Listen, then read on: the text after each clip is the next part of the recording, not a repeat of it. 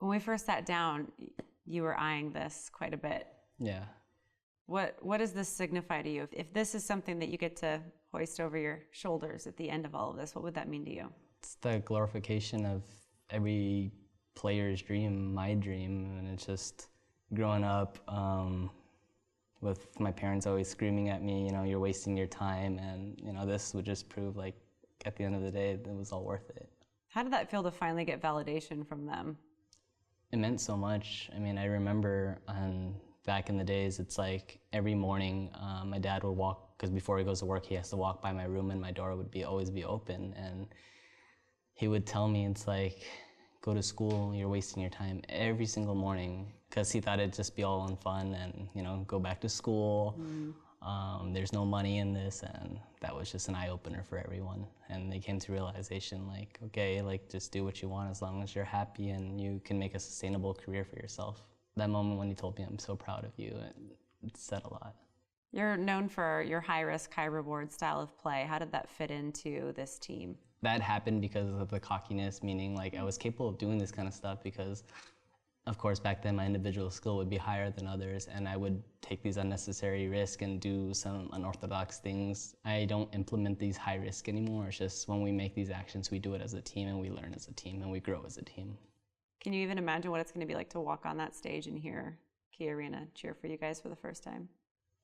I mean, I got a little goosebumps right now just saying that. I can just hear the crowd roaring. I mean, being at TI5 last year, I flew over, and it was a really depressing feeling, but at the same time a very gratifying feeling. The fact, you know, my friends, especially, you know, Universe and Fear, I've known them for the longest time, and I was so proud of them and happy for them, you know, former teammates of mine doing so well. And then MVP Phoenix as well, it was top 6, and They did so much better than anyone anticipated. Yeah, I'll still remember, like, March told me, because he invited me to play for them at TI5 and to move out to Korea if I'm still interested to play qualifiers, and he's like, he just bagged on me after he did so. I was like, I told you should have came, and I was like, wow. Like, ouch. Yeah. You mentioned earlier that if you hadn't been able to make it on a team heading to TI6, that you were looking at maybe hanging it all up. Why were you that close to calling it a day?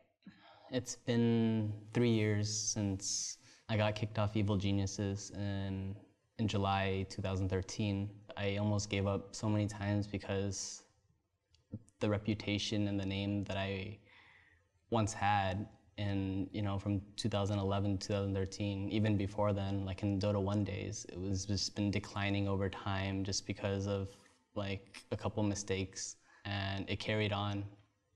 And having this opportunity, I feel really blessed with TNC now. One more opportunity, and I had it, and I had to seize it.